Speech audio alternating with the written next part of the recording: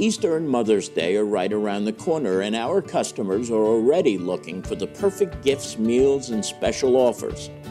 This is the perfect time to promote your business. When you advertise with The Observer, your message reaches the local community where it matters most. In a trusted local newspaper, on theobserver.com, in live videos, and across our social media platforms, giving your business powerful visibility. Whether you're promoting holiday specials, events, or seasonal products, The Observer helps connect your business with thousands of readers and shoppers. Make sure your business is part of our Easter and Mother's Day celebrations. Call 201-991-1600 today to reserve your spot in The Observer. Again, 201-991-1600.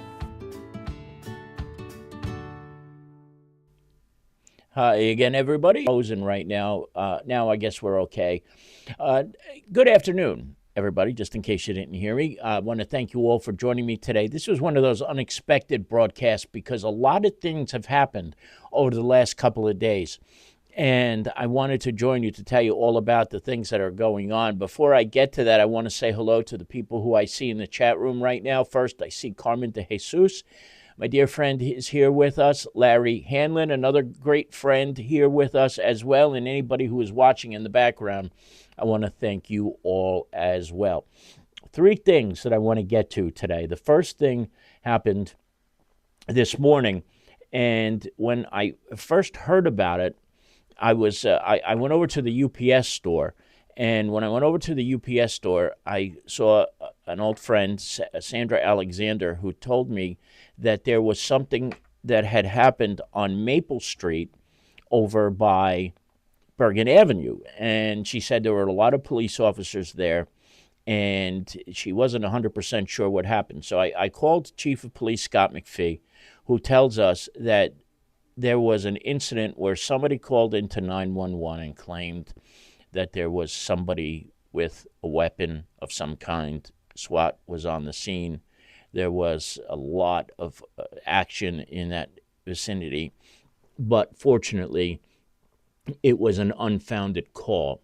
Now, the police ultimately did find the guy who placed the call somewhere in Jersey City later on earlier this morning. But, you know, these swatting incidents are really getting to be out of control. We've seen so many of them in the last couple of months, even going back to September at Harrison High School, where people are calling in crimes that have not happened, and there's a large police presence. And it concerns us that at some point there's going to be an incident that is real, and people aren't going to believe it because they're, tired of seeing all of these false calls. And I always worry that it's very possible that there could be a vigilante somewhere who sees the police presence, wants to get out and wants to help everybody and wants to be a hero. And, what if they wind up shooting somebody erroneously, somebody who had nothing to do with the swatting incident? And so, yes, it's a very, very serious situation. It's happening so much lately. I hear a phone ringing, but I can't tell where it's coming. Where is the emergency? Oh, God, I'm sorry. There is no emergency. That is something. My watch just dialed you. I am so sorry. Okay, that's all right. Thank you. Okay, you too. Bye. Well, that was certainly different. My Apple Watch just dialed 911. I guess it might have thought that I fell or something. Maybe I was leaning on it the wrong way, but it just dialed 911. Lisa, did you see that? Did you hear that? Unbelievable. Sorry. So here I am talking about swatting incidents, and then I make an erroneous call to 911. How about that for a little bit of irony involved in all that? So that was a moment I won't forget anytime soon. But anyway, these swatting incidents do happen so often lately, and it is very, very concerning.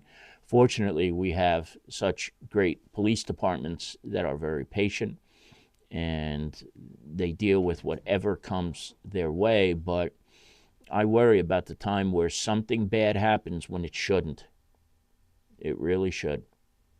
It's really going to happen. And I just hope that people realize, the people who do this, how stupid it is, how irresponsible it is to be making these false calls, making the police go out for no reason, and then thus keeping them off the streets from doing other important work that they have to do. So that was this morning. Fortunately, nobody was hurt. I'm certainly glad nobody was hurt in that case. And even better, they found the guy who placed the call earlier in the day in Jersey City. So that's that, and we will move on from there. Now, I want to say hello to a couple of other people who are here. Lisa is in the other part of the office watching us. My Uncle Mike is watching us from San Diego. Denise Pavlik is here with us as well. The weather for the Mets game today, which starts in about an hour, it's going to be 70 degrees. It's a perfect San Diego-like day here, Uncle. So it's a perfect day to be out at Citi Field. I wish I was going over there. There were some tickets available this morning, believe it or not, but a little too late to make plans for going to that. Now, nothing seems to be working today on my computer. I don't know why. It's a brand new computer, but I have another graphic that I need to get up on the screen, and before I do, it's going to make this very, very difficult. So just bear with me for a second. That part is gone, and hopefully the next one will come up on the screen in about a minute or so. But what it is the Kearny High School PTA is soliciting new people for leadership roles. Ann Rodriguez, whose photo you see here on the bottom, has been doing this for many, many years. And she's 4 years past her last son, Nicholas, graduating from Kearny High School. And she's ready to move on. And the PTA needs some very solid men and women who would be willing to take on the role of president, treasurer, vice president, and secretary of the Kearny High School PTA. Ann did just an amazing job over her tenure. She truly did. And it's going to be hard to replace her. Let's put it that way, number one. But they're looking for some very solid leaders who would be willing to take on the responsibility of running the PTA in the upcoming academic year of 2026-2027. So, if you are interested, you can submit your credentials to the email address which you see on the screen, Kearny High School PTA1 at gmail.com. Kearny High School PTA1 at gmail.com. The deadline to submit an application is April 12th. So make sure, if you have some interest in serving, that you send your letter of intent and your credentials by the 12th of April. What will happen after that, we will keep you advised. But if you are one of those people who thinks, hey, you know what, maybe I'd be good at this, take the chance and fill out your letter, send your letter, submit it, the position you want, and give a brief description of your skills. That's what it says here in the letter. And you can also nominate somebody if that is the person is not you who is looking to maybe join the PTA.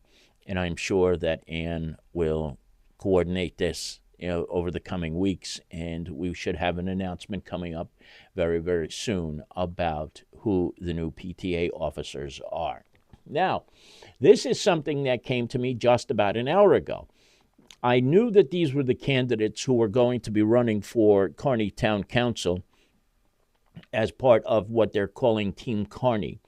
The incumbents who you see on the screen are George Zapata, Dennis Solano, and Stathis Theodoropoulos, 1, 2, and 4 in that picture. The fourth person that you see in that picture, in the third position, is Sarah Bonilla.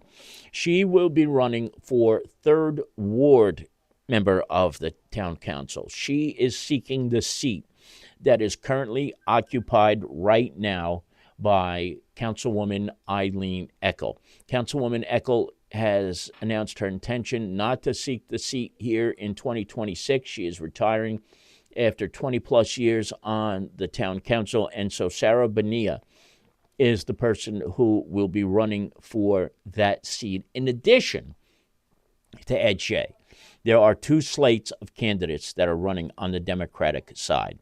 Running against George Zapata will be Zeta Balcazar.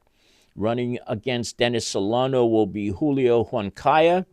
I mentioned that Ed Shea will square off against Sarah Bonilla, and Orlando Miranda will face off against Stathis Theodoropoulos. Remember, 3 of the 4 seats are currently occupied by incumbents, and 3 of the 4 here are incumbents that are running. On the other slate, none of them are incumbents, so they're all first-time candidates there. Those candidates who are running on the other slate are endorsed by the Hudson County Democratic Organization. But what I saw in the press release from the 4 who you see here on the screen is that they're running an independent Democratic ticket. That's what they're calling it, and they're calling itself Team Kearny. So we are into that season already. It seems like it has been nonstop because since 2023, there have been elections after elections after elections after elections after former Mayor Al Santos retired from the bench. But we will see what happens here. This will be very, very interesting to see in the coming weeks. It's going to be very, very interesting indeed. And that's it. Those are the candidates. You know about the PTA, and you know about the incident that happened earlier this morning. If anything else happens to develop between now and the next time we have a broadcast, we'll join you live again. So, from the newsroom of The Observer and TheObserver.com, Kevin Canessa signing off for now, and we hope to see you back here again very, very soon. Take care, everybody. Bye-bye. Enjoy the rest of your Thursday, and let's go Mets.